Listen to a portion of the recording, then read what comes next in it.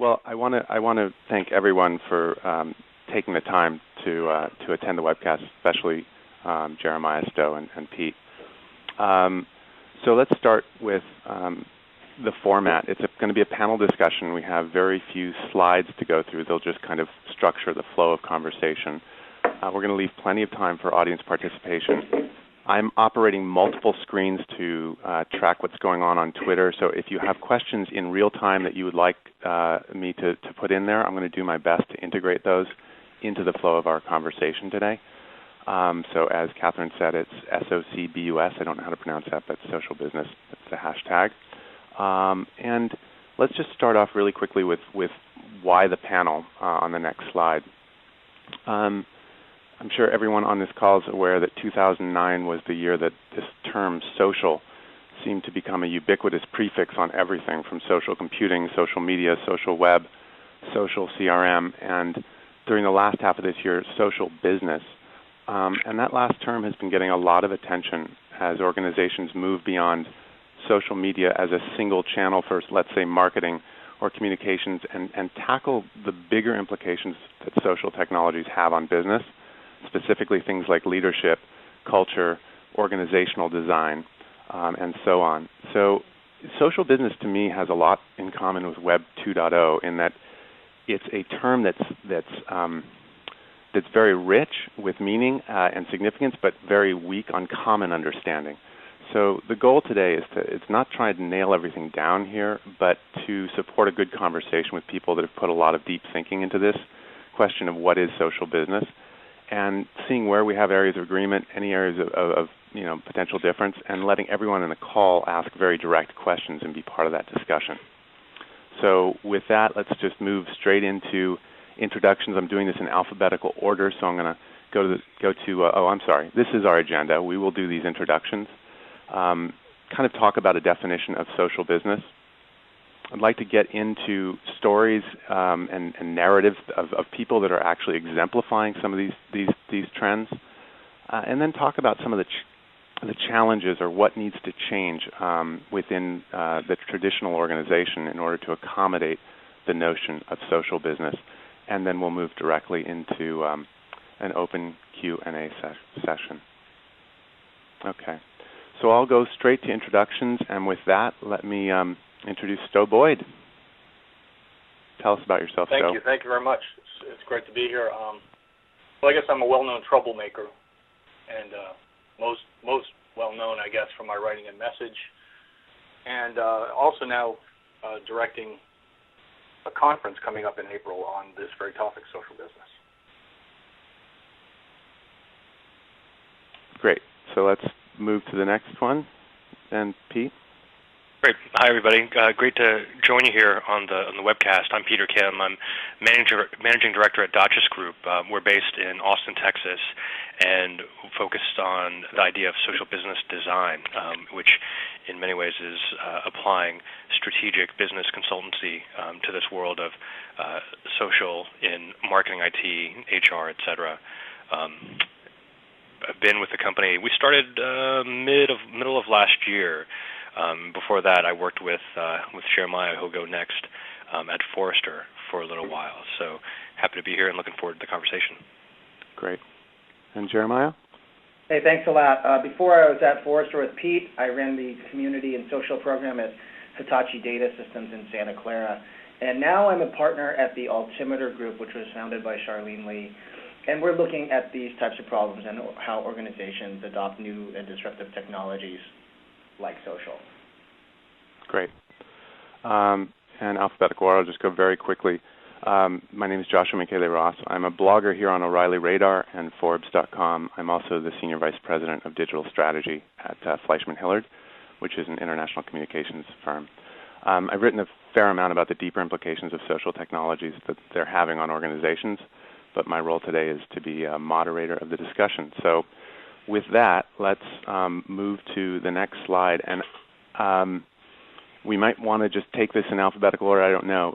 I want to just kind of get everybody to give a basic encapsulation or definition of what social business is and toss that around the group for a moment. So And Josh, forgive me for interrupting, of course. but people are asking if you could please all speak up. So great. Okay. Thanks. I've got I'm nearly eating my microphone. That should be better. Okay. Pete, since the Dotchess Group really kind of planted a flag in the ground around social business, I wanted to start with you and have you give a definition of what is a social business and what's the distinction. Why does it need its own term rather than using something like social media? Yeah, thanks, Josh. Absolutely, and social business is business. I think that's where we should start. I mean, there's certainly pushback on the adjective or modifier social as it gets applied to everything. I mean, before long, like our automobiles are going to be social, and our dogs are going to be social, and our meals at restaurants are going to be social too. So, despite the weight and the baggage that's been applied there, I think the important thing to focus on here is that social business is business. It's the way that work needs to get done. It's the way that organizations function. What's different today, though, why the modifier needs to be put in there, is that we're seeing differences in the way people work today, the way people approach work, the way they think about work, not only from an individual perspective, but from a group, department, division perspective, and from a corporate viewpoint overall. You have to take into account what customers are doing. So how have societal trends changed the way people think, the way people want to speak out and be heard, and then, of course, the ways that technology have enabled us to do that with the increasing consumerization of IT, being able to be always on, being able to have persistent voices, enablers like Google, archiving and transmitting our thoughts around the world in perpetuity. So social business is business being done. I mean, we still have the same goals of building brands, driving sales, and changing lives in some cases. But it's a matter of realizing that the environment in which we're operating is different based on key trends in those three different areas: work, society, and technology. And that's why we're talking, I think, today, and that's what we're on the verge of when we talk about the idea of social business. Right. And it seems to me part of what you're also talking really is about the changing. I mean, a huge driver here is technology opening up this feasibility for customers to have a real voice out there. So that's one of the changing face of the customer, if you will, seems to be a big driver. Is that an accurate statement? Yeah, absolutely. I mean, I think that there's always been technology change. If we go back 10 years, we saw the rise of e-business and e-commerce in particular. So it changed the way that companies were allowed their individual consumers to transact to start out with. If you go even further back, we had database marketing and customer databases in general that allowed us to store information and figure out more about our customer preferences and track those and be smarter about it. But I think you've got to look at the world in which we work and the way customers relate to one another. People are inherently social beings. At their core, we've always wanted to be social and to socialize and have connections. That's why we have societies. That's why we live in communities. There's no online community is nothing new. Just look around, think about how you identify. The question that we kicked off on the chat: where's everybody from? So we are social, and we identify with geography and place. It's just a matter of having technology enable us to connect to one another, and then, as we're all in business, it's a matter of how do we start to commercialize those connections and employ those to meet our business goals. Great. And, I want to tie this now to you and pass it over to you, Stowe, for your definition, because you've written a lot about, how information now flows principally through social relationships and done a lot of thinking on that. How would you kind of build on or kind of disagree with what Pete just said? Well, I don't disagree with Pete very much on this. I think a good working definition is that a social business is an organization designed consciously or intentionally around sociality and social tools. And that is a response to the emergence of the social web as a factor in a very changing world out there. And it's not the only highly disruptive thing going on in the world, but it is certainly a major component. And so businesses are being incented to adopt what works there and also to try to use it as a way to respond to the other challenges that beset them at the moment. So I think it's both are happening at once. This new kinds of technology, the society that is adopting them and changing, and of course businesses are a part of that society. They're just a little bit more insulated from new advances on the web relative to individuals. So we've seen the initial wave of adoption and societal changes coming from individuals adopting these things and changing the way they interact with their friends, and then how they interact with businesses. But now businesses are taking a critical look at this technology, these technologies and the practices that accompany them, the ways that Peter was alluding to, the ways we can think differently about the world, and they're trying to pull that into their core and rethink what they're doing. So I think one thing to take away from this is that there's a decided difference between businesses that are slowly and maybe grudgingly and incrementally adding a little bit of social here in their marketing plans, or maybe they're going to do something with a big public design activity to do some crowdsourcing. But in my thinking, in my view of it, a social business is one that attempts to try to take a large-scale view look at this and say, well, how do we think about our entire organization, and how are these things going to impact it? They don't necessarily have to do everything, but they have to be thinking about it in the big picture sense. Otherwise, it's just like the social media PR people saying, we can use this as a channel to talk more, interesting ways with our clientele, but that's very much a tiny facet of a much larger possibility that I think social business implies. Okay. And Stowe, I think you and I are going to have to really speak up, because I think Pete's okay. We'll test Jeremiah here as I throw it over to you, Jeremiah, to respond. Pete, Stowe, you and I are going to have to bump our volume. I think people are having trouble hearing us. So, Jeremiah, and you've written a lot about social CRM, and I want you to, hand this off to you and talk about social business, and maybe talk a little bit about some of the challenges there in terms of social CRM. All right, sure. And I'm using my big boy voice here. So social CRM, if you're familiar with CRM systems, those are customer relationship management pieces and software and processes and strategies. And this is how, in the past, companies have managed their relationships with customers. Basically, it was a big funnel that would go into a database. You would collect prospect information. Some of them would become customers, and then you would update that customer record through service and support and on. Now, the big change that's happening now is those customer records really aren't as accurate in some cases as they are in the open social web. For example, who do you think has more information about Generation Y in the United States? The United States government or Facebook? I'll bet you actually Facebook has more information, aside from obviously the Social Security number and taxes, but about a person's demographics, psychographics, the thing they're interested in, who their social connections are. So the change here is that information has shifted to the public web and out and beyond. For companies, this is how I define social CRM. It's a corporation's reaction, an organized reaction, to catch up with the fleeting customer. The customer has moved, and so they're connecting to it.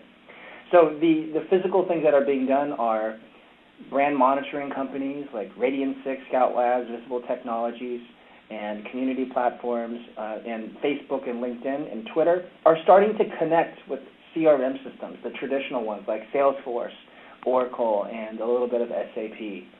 So the big takeaway is here, companies are starting to get organized across the whole company on how they can react to the social phenomenon. And the last thing is this is not just about marketing. This impacts product innovation, the collaboration you have with your partners, and supply chain management. I mean, it goes beyond just marketing, so it's a much bigger thing. It's the whole corporation's response to what's happening to the fleeting customer. Great. Well, let's move to kind of some of the exemplars here, and if I can wrap some of this up, it sounds like as we moved from the changing face of the customer and expectations that the customer is putting on the business through new social technologies, you start to see that it's being used to meet a lot of business objectives beyond just marketing, right? And so it's starting to have an impact on innovation within R&D. It's starting to have an impact on recruiting for HR, talent management. And so that deeper sense of how your organization needs to respond to it is one component of social business. Is that fairly okay to kind of summarize it that way right now? Yeah, it's across all of the customer touch points. Basically, everywhere where we had a customer touch point, it's impacting it. But the interesting thing is it does create a lot of problems too. So I do want to talk about those later. Yeah, we'll do that in the challenges. One of the things, Jeremiah, and I'll lead this into exemplars because I'd like to go into that section right now.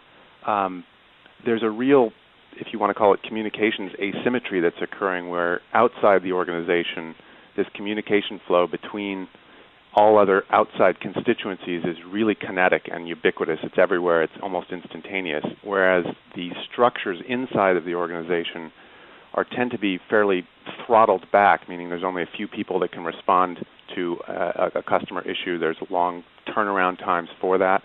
And that's part of that social CRM piece I see is how do you actually scale that up to understand how you can be a much more responsive organization in engaging customers. Who do you see that's doing this well? Yeah, so there's been a challenge. So the two companies that have been really good at responding to companies are the case studies of Dell team and then Comcast Support, Comcast Cares. But the problem is they're dealing with basically a one-to-one relationship. They're adding more people to respond to these things, and it's just not enough. So they're having a hard time scaling. Now, it's important to note that when you respond to customers in these social spaces, you're actually teaching your customers to yell at their friends when they need help. And it's encouraging this behavior that people use these social tools to cry out for help. And so the problem will continue to increase. So I believe that these social CRM tools in the future will do a couple of things. Number one is they will prioritize what's important. And this probably will mean that it will calculate the value of the lifetime value of a customer, and followers and the number of followers people have will be taken into account. Secondly, I think these systems will start to get automated, Josh, where there will be automated tweets back from the company directing people to help them. This is the only way companies will scale because they can't throw more people at it. Mm-hmm. And Pete, let me throw this over to you because one of the things that Josh's group really talks about is signal to noise, being able to actually put a lot of filters in place to draw out meaning from this kind of overwhelming set of data. Can I just hand this over to you and talk about kind of how you get a better signal to noise ratio here? Yeah, absolutely. I think that there's a technology solution here, which is the obvious answer, which is brand monitoring or listening platform. And Jeremiah talked about some of the vendors and culling out some of that signal from the noise from a company's perspective is important. But to look at this from a social business perspective, meaning, again, thinking about it not just as technology and tech solutions, but how is process changing? How are your workers and employees changing the way they think about interacting and participating? Two great examples that I think start to address the scalability issue that Jeremiah raised are Best Buy. First off, with 12 Force, an example that's been talked about quite a bit in the media, but you start to see frontline employees and anybody who is affiliated with the company starting to get into the conversation. So by activating the employees and then in the next step by activating the community and getting them to start the conversation, that's how we start to address the scalability issue and think about this as more of an ecosystem. And that's a social business principle, is that it's not just us and them, inside the organization on the payroll versus not, but it's what is our entire ecosystem of participants. And that's social business, not just employees, but management, shareholders, detractors that are out there, customers and prospects. Good point. I think another great example, just recently, Coca-Cola has outlined their social media policy, and it's aimed at helping 3 different types of individuals: official company spokespeople, other people to speak on behalf of the company, and just regular employees who are participating in social media, giving them guidelines to how to participate and how to do it safely and sanctioned under the Coca-Cola brand. There are videos out there that you can find on YouTube, and if you search online to get a copy of their latest policy. I think that's another way that we're starting to activate the entire internal ecosystem, and by doing so, there will be more official voices out in social media giving Coca-Cola a very clear signal when it comes to their brand and their participation amongst all the noise that's out there. Good points, Pete. Well, it gets us into this whole idea of culture as well, because I had the good fortune of working for many months with Best Buy, and the one thing that was just very clear to me was they had a culture that really, really fostered a lot of entrepreneurship among their employees, and they really believed in unleashing the ingenuity of their own employee base, which is very different, as you point out, than just sheer technology play. This is really empowering your employees. So who else is doing that, and what's the role of culture, and how do you move a culture towards that model? I think it's fascinating to consider the fact that a lot of the people who, in the future, we might consider, the best advocates or exemplars of this are people that might be doing it behind, in a sense, closed doors.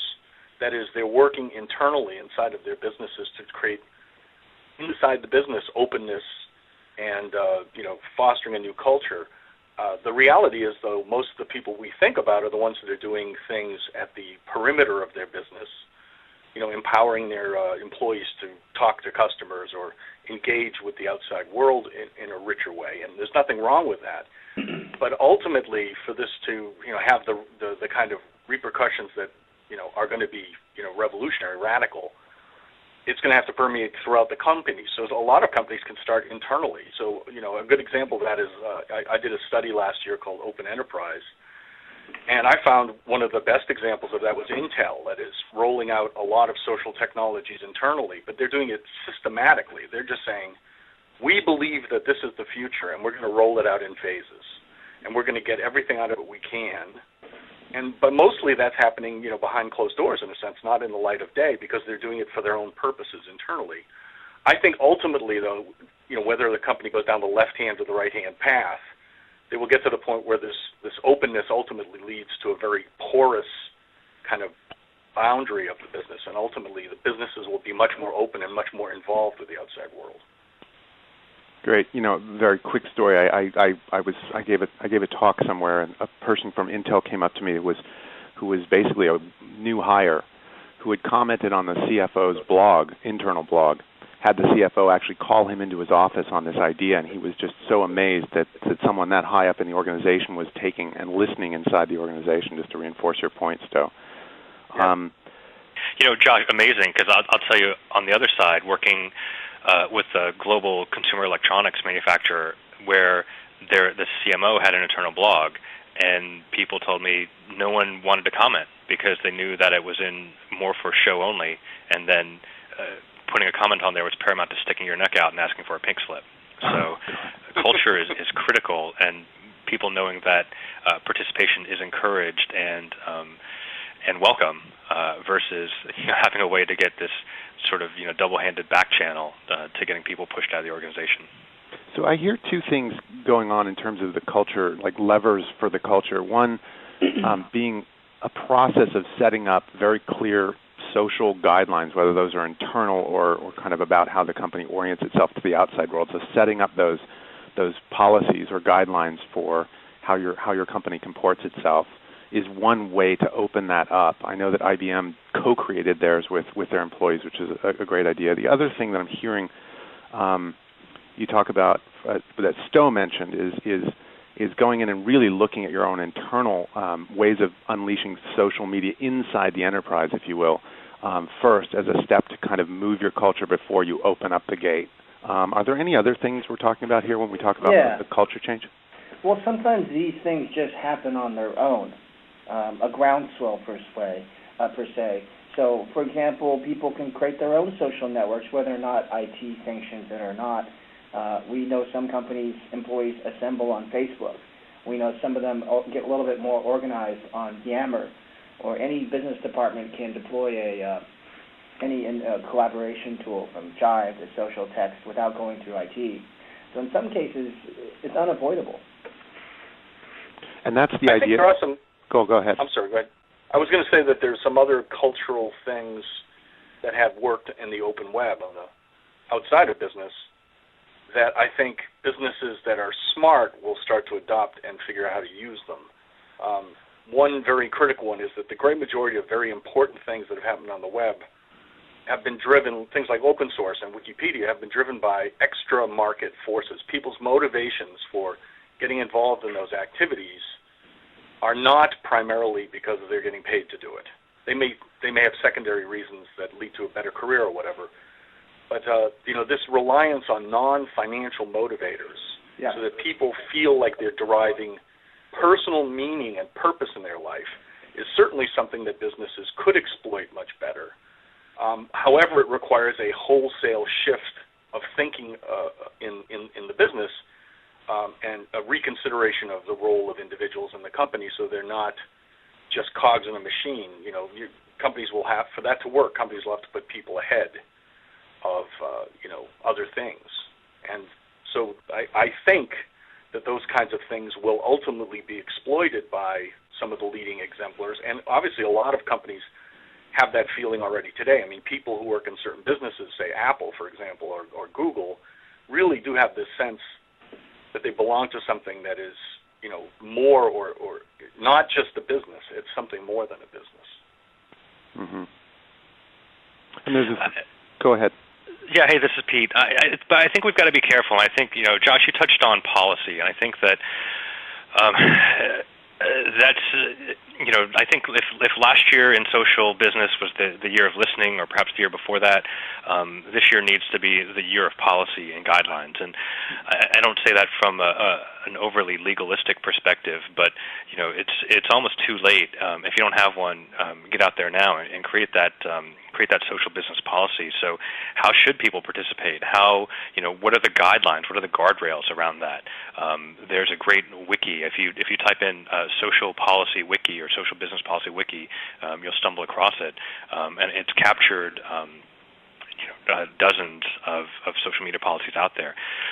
We've got to enable customers to participate, because I think that it's not enough to say, it's not enough to assume, or I think it would be wrong for us to assume that even in the most repressed of companies, everybody is just dying to tweet or to update Facebook status from their company PC if we just let them, if we just open the firewall.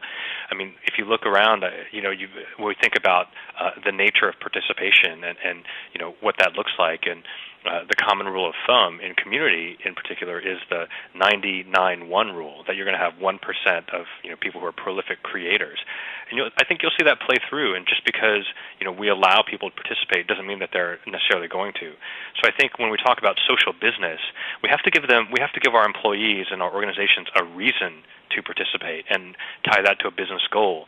And that means that instead of tweeting about my Chipotle burrito for lunch, or checking on Foursquare just because some friends are doing it, what's the business driver to that? And that'll give a lot more people a reason to participate and to be social.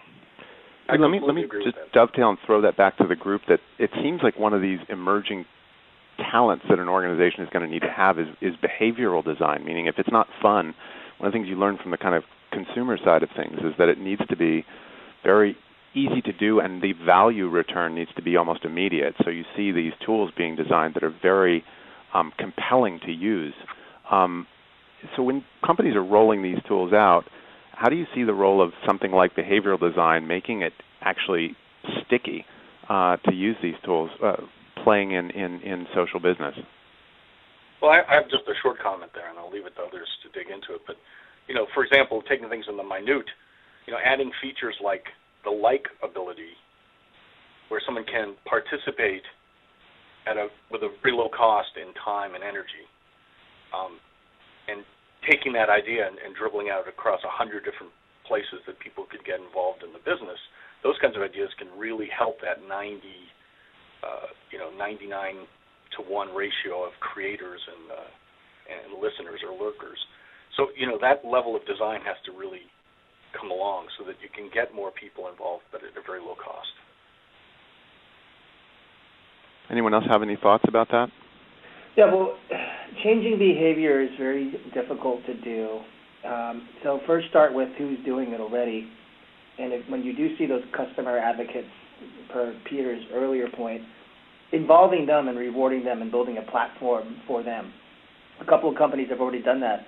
Microsoft's MVP program, they nominate the most helpful community members and recognize them as leaders. And Walmart encourages the 11 mom bloggers to actually help other people around those types of topics.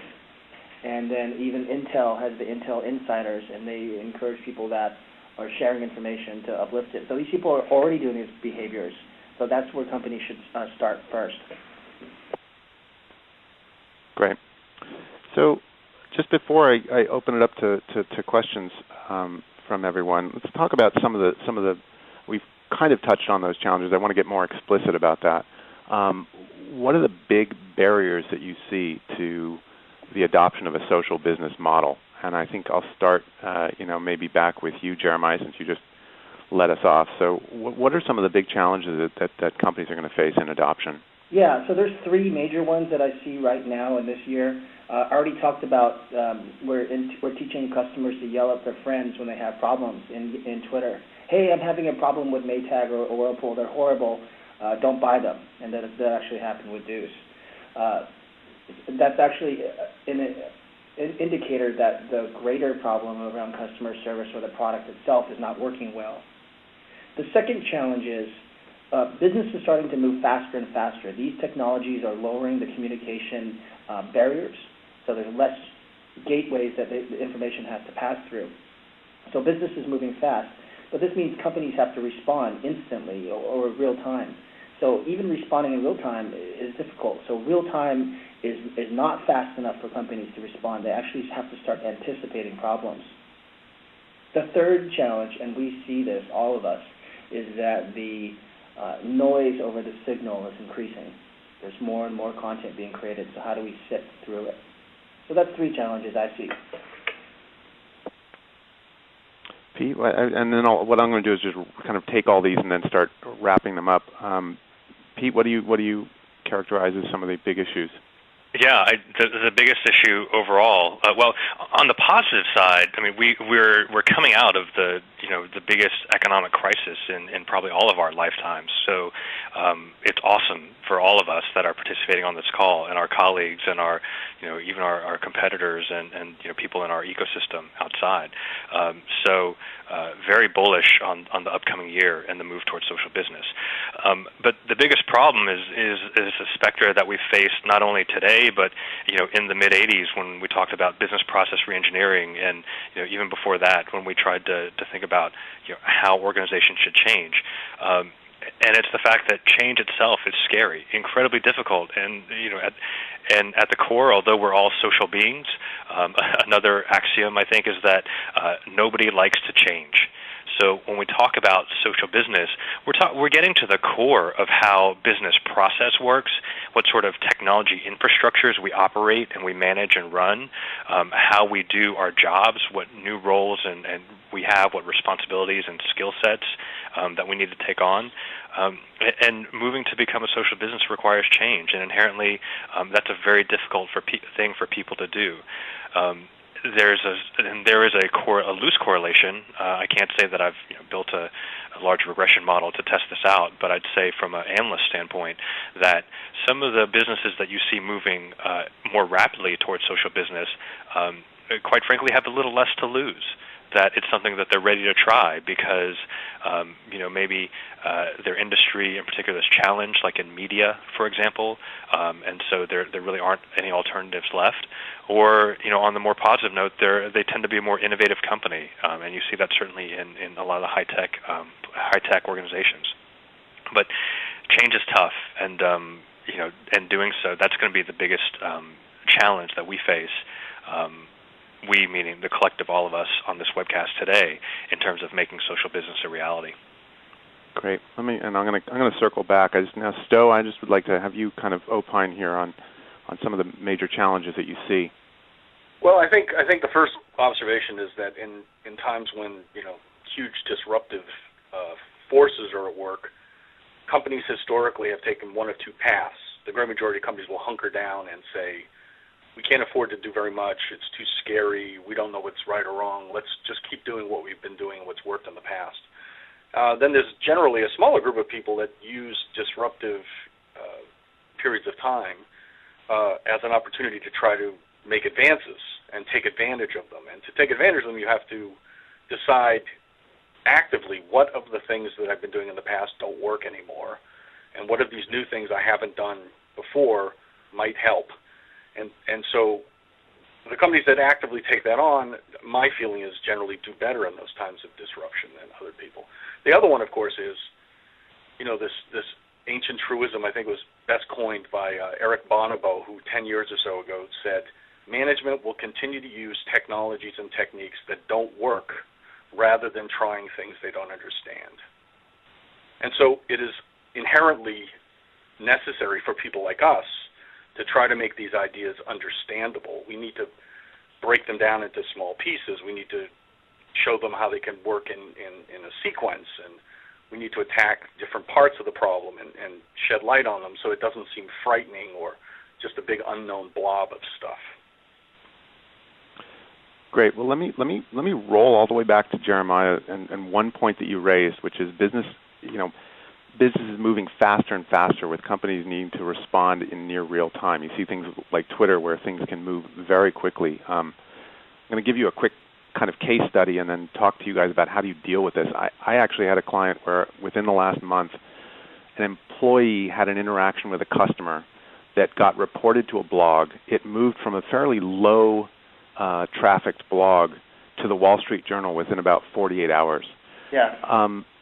Just stunning to this company that could even be something that could occur. And by the way, the original interaction, which didn't necessarily represent truth, let's say, was sourced all the way up to a venerable, publication like the Wall Street Journal without really a lot of fact checking. I mean, it just moved that fast. How does an organization even try to respond to that type of environment to move, as you said, Jeremiah, to almost being anticipatory? What types of steps do they need to take to get there? The technology doesn't exist yet. So the promise of the semantic web hasn't truly unfolded, meaning where you can derive meaning where somebody hasn't explicitly said something. So it's still early days. So companies are still having to do one of two things. The first one is to put more people on it to monitor it and respond as quickly as they can.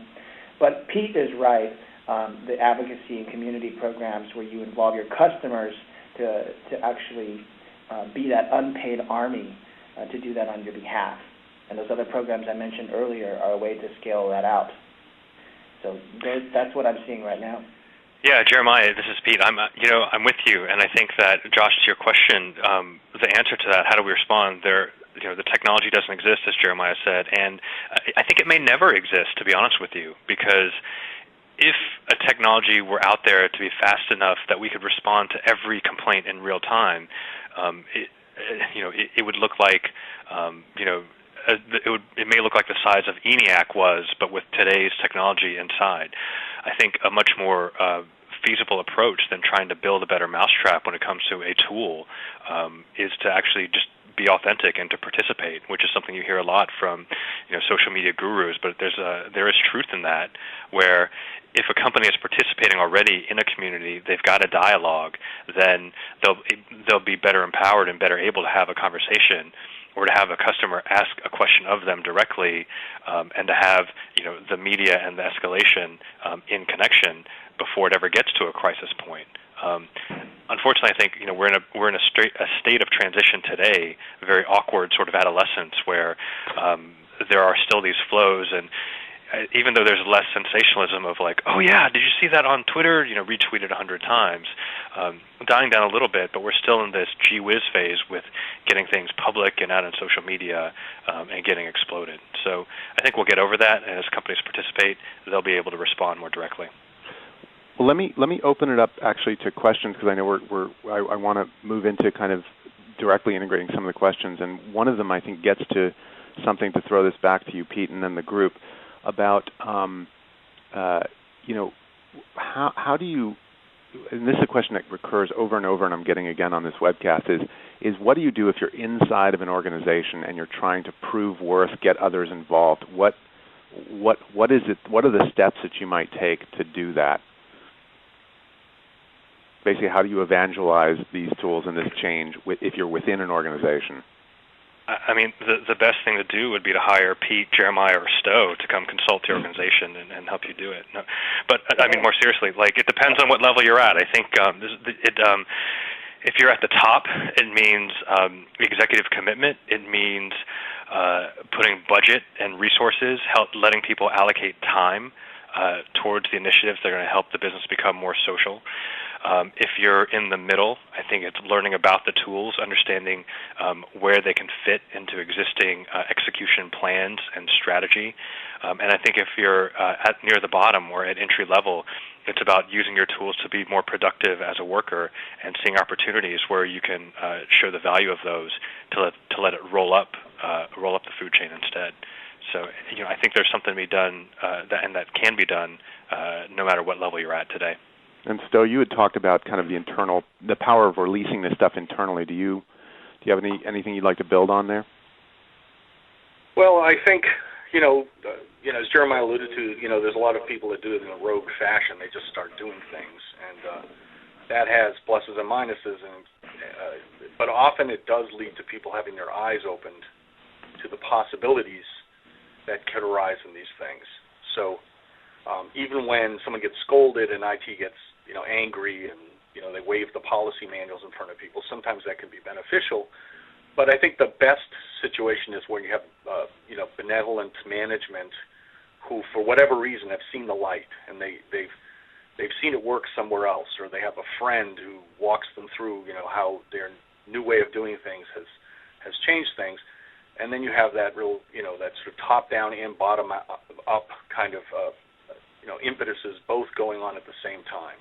And getting that magic sort of two-step process to go requires some really interesting sort of, inspirational management, coordinative work, and a lot of buy-in. And so, there's a lot of skepticism in companies, at all levels about how things like this are supposed to, make the world a wonderful place. And, oh, by the way, we tried that 10 years ago, and, So, it's not easy. It's not a simple proposition. This is going to be a very hard thing for people to pull off. But, that it's very hard to learn how to play the piano, too. I mean, this, and it's also the same kind of time scale. I have a feeling that it's going to take companies, 10 years to ultimately get to the point where they have mastered this kind of new way of doing business. And we'll see companies starting today or starting last year or whenever, they'll be all over the place. They'll be doing different parts of the problem. We're dealing with different parts of this advance in a very differential way. Some people will focus on marketing. Some people will focus on innovation in their R&D groups. It's going to be all over the place. And so it's going to be very interesting to see what kind of patterns emerge. But I do think we're in for a decade-long process. Well, let me move to another question as well, because I think this is a great one, which is, how do you see this scaling globally? We talk a lot about social, and social norms are generally fairly local types of norms. Now we've got a global platform. How do you scale globally? There's an example of a global brand doing this well across cultural barriers, languages, etc. Does anybody have an example of that out among the panelists? Well, I mean, there's cultures in so many different ways. Geography is just one way. Each department has its own culture.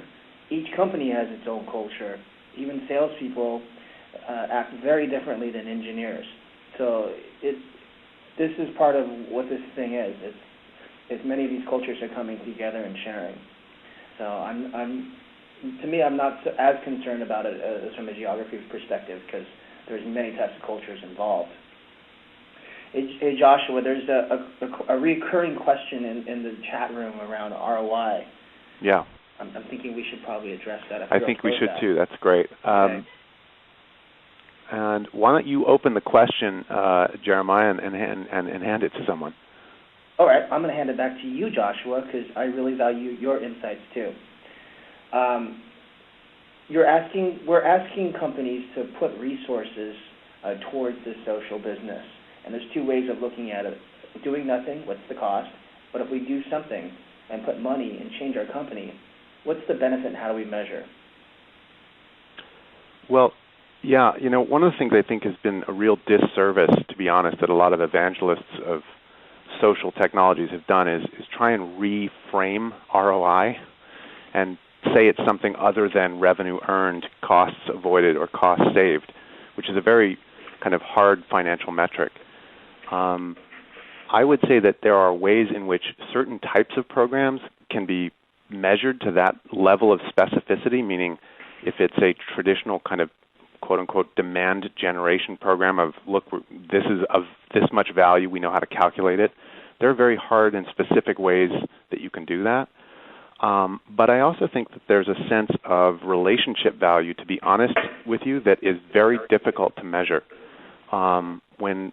When someone can walk into a store, use their iPhone app to scan a barcode, get relative local pricing, and move to the next lowest cost store, businesses need to think beyond price as a delivery of value and into different types of relationship-based value. And so to be honest with you, it's very difficult to measure that piece of it.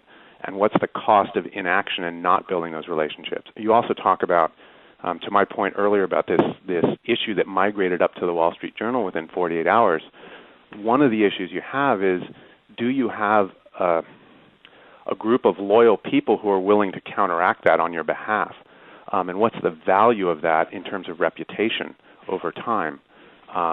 There are models where reputation can be tied directly to your stock valuation, right? But these are very kind of abstract. So I would say there are certain circumstances where you can be very clear about the measurement and use the term ROI against social technologies. And then there's this whole new category, which is difficult to assess in a similar way that knowledge workers, how do you measure productivity of a knowledge worker who might spend 30 minutes having a brilliant idea and the rest of the time at the coffee shop? How do you actually get a clear handle on that? So I'll throw it back to anyone else about ROI and how you deal with that. Well, I think there is a great term of art that deals with some of the things you're touching on, which is social capital, and things, people, companies, brands have values based on the perceptions and thoughts that people hold about them, and in particular, relative to individuals, the ability that you can ask someone to help you do something and they'll say yes. It doesn't have a finite monetary value, but it has great value when you're trying to get people to do things. And this gets it back again to my notion that companies, don't get me wrong, I believe that companies will have direct financial benefits, measurable ones, from adopting these tools, technologies, and the practices that surround them. But at the same time, there's this second kind of value. This is this extra market value that is the sort of thing that motivates people. It motivates people inside the business. It motivates your clients, your customers, and your partners to do things on your behalf. And that has real value. It's just very difficult to measure it. It's not immeasurable. It can be measured. It's just hard to do it. Well, let me ask Pete and then Jeremiah to opine on this in terms of the social business. Obviously, people talk so much about, you can't manage what you can't measure, but there is a clear issue around measurement and ROI. Pete, how do you handle that? Yeah, I think we go back, and to rant for 2 seconds, I'd say that too often the acronym ROI is thrown about as this blunt instrument by people who don't know what they're doing. I'd like to see how many, what sort of corporate finance, many people have managed, and the P&Ls they've run or valuation models they've built, where they know, what ROI means and how to measure that from a business perspective. we started off this conversation by saying social business is business, and to your point about Lord Kelvin's famous paraphrase, you need to measure it in order to manage it. Depends on your perspective. So if you're the CEO, the first and foremost metric you're looking for, especially if you're a public company, is how do you increase shareholder equity. And so when we're thinking about social business and activity, it's how does everything I do, whether it's social technology, whether it's social education programs, and so on, how does that build into our operational performance to, at the end of the day, improve stock price? Or if you're a private company, how do we increase the valuation of our company off of the markets? But then when we get into different departments, it depends. So if we're in PR or Corp Comm, and the way we've always measured our success going forward has been share of conversations or number of mentions. Social certainly allows us to do that, and so we need to tie in ROI the same way that we've always done with when we've hired vendors to, get our press mentions out and, align that with what sort of business value we've driven. If you're in IT, it's total cost of ownership, operational efficiency. How am I improving productivity of workers? For marketers, it's campaigns, and how am I being more effective, and how am I driving more revenue with my efforts? So, this ROI should blend into what we've always been doing, and that helps the rest of the organization feel comfortable with what we're doing because it's based in metrics that they understand already. And so the real failure is when people who are talking about social aren't able to do that and aren't able to map back how this is supposed to impact business at the end of the day, but rather talk about great new metrics of mentions and tweets and followers, but without understanding how that needs to drive back to business success. So the answer is there. I think there's just ROI is thrown about and given a bad name because too often people who throw in the ROI card can't tie it back to regular business. Yeah. Well, before I give this to you, Jeremiah, because I think it's a big topic, I want to also integrate this idea that we're talking generally about fairly large organizations often in our examples, and can we talk a little bit about the smaller businesses, number one, and is there a premise here that it's easier for a smaller business to understand or relate to social capital because they're much closer to, their business than these large organizations? So could you, Jeremiah, if I throw this topic over to you, can we start with small and medium-sized businesses and how that applies, and then move it wherever you want to go from there? Well, the same business principles still apply, especially when it comes to measurement. Peter's right. Summing up what all the examples he gave, you need to measure based upon your objective, and that doesn't change whether your company is small or enterprise class. And there's another way also. Okay, in your first piece, Josh, you talked about how it's very difficult to measure that relationship in social capital, and I agree with you. At that point of that happening, it's difficult. The best thing companies can do, however, is to conduct regular surveys to their customers and prospects and find out and answer questions around how they use social technologies, and does it impact their decision making, their awareness of products, the point of sales, and the supporting of their different products, and how do they use these things in the context of their friends. So that's the twofold answer. Great. Now let me just, before we close out, Stowe gave this 10-year prediction. So let's close out like the McLaughlin Group, where you give your quick take on how long is this going to take before we see this as a standard, and how Pete opened up with, look, it's just business. How long before we lose the prefix social because it is just the way that we do business? I'll go back to you, Pete, for a second. Yeah, I think it depends on industry in particular, and I think it depends on role within an industry. Information-based industries, media and entertainment in particular, have certainly been most impacted by trends in technology and changes in society. I think you'll see less a slower shift in capital-intensive industries simply because the barriers to entry are too high, and so the nature of competition is going to make it so that social is not necessarily going to have the business impact, or think about energy in the same way. So, I think that for certain fast-moving functions like media and industries like media and functions like marketing and IT, those changes are happening now, need to have happened yesterday, but we'll see that greater impact, I think, really through the end of this year and next year. But I think it will take, I don't think Stowe is off the mark at all when we think about the scope of global business. We didn't really touch on the nature of, what social business means in a different corporate culture like in Japan, for example, or in the Middle East. But certainly thinking about how people approach business is going to happen at a different cadence when you think about the way corporate culture is today already. Mm-hmm. Jeremiah? Well, I think of it in phases. We see the marketing departments doing this first, but loudest. But when you look closely, support organizations, and especially in the tech space, have been doing this for a while. There's a few areas that have been uncharted, and you just have to think about the adoption of when these things happen. One is product innovation, using your customers to design the next product. That's going to take years to happen. There's people dabbling in that right now. Mm-hmm. And then beyond that is supply chain management, and that's really looking at moving all the pieces, the right things around. So if you see 100 people sign up for an event in a conference on Facebook, they've indicated they're headed somewhere. What can a company do to ensure that the right products are there at the right time and anticipate that? So that's going to take years to happen. We should continue to expect the prefix of social to emerge in front of every type of business process, or the suffix of 2.0 for years and years and years. People, if you look at Wikipedia, at those two industries, they're just starting to add those prefixes and suffixes right now. Right. So it's a long way off. Yep. And I think, Pete, this echoes something you wrote about a year ago, I think, around Web 2.0, and are we done yet? And not even close, right? Yeah, we haven't even started, to be honest. Yeah.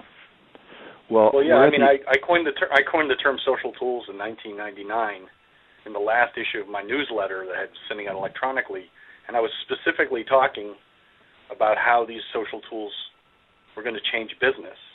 And so that's been a decade. It's over a decade old that we've been talking about these ideas, and it's only now, really, that they've grown to be large enough or powerful enough in influence on what's going on that we could be having this discussion productively of who of these multinational corporations is farther along. So it will take decades, and we still call our cell phones because the other phones are still around.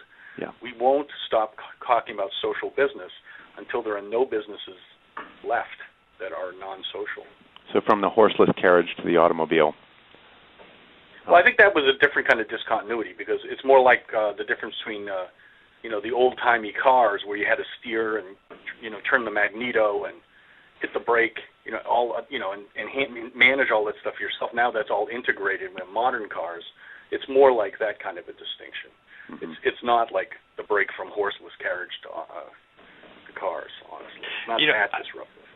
So this is Pete. I will, at the risk of sounding too contrarian, I will say one thing, Stowe, where, so you came up with social tools 10 years ago, and man, it's like waiting on social business could be seen as waiting for Godot. And I saw a quote actually fly by in the chat. You first, Gaston. So from a devil's advocate point of view, I think the case could be made that if we identified this stuff so long ago, why the hell are we talking about it? Because haven't we given it enough of a chance to launch? Think about all the things that have happened in social tools in that period of time. When I was talking about it then, I was envisioning tools that didn't exist yet. Yeah, but the social tools aren't even mature right now. They don't. Twitter and Facebook and all those tools out there where the customers are, they don't even have the same data or APIs. So to expect them to be seamless, I'm sort of with Pete. It's going to take a long time. I'm not arguing. I'm saying it's going to take a long time, too. I'd say it's going to take about 46 days and 5 hours. Really? We'll write that down from today. Well, we're at the hour, and I want to be very mindful of everyone's time. If you want to continue to use the hashtag We'll be moving things around there. I want to thank all of the panelists, Stowe, Pete, and Jeremiah, so much for taking the time to talk about this. Again, tell all the participants this will be archived, and you'll get an email so you can share that or listen to it at your convenience. And I want to thank everybody for participating. Yeah, great chat. Thanks everybody for joining. Thanks everybody. Thanks, guys. Bye-bye. Bye-bye. Yeah, thank you, Josh, too. And I want to thank everyone, too, and let you know that we will send you a link to the recording as soon as it's available, and that will be in a few days. So thank you, everyone. I'm closing out the window now. Goodbye.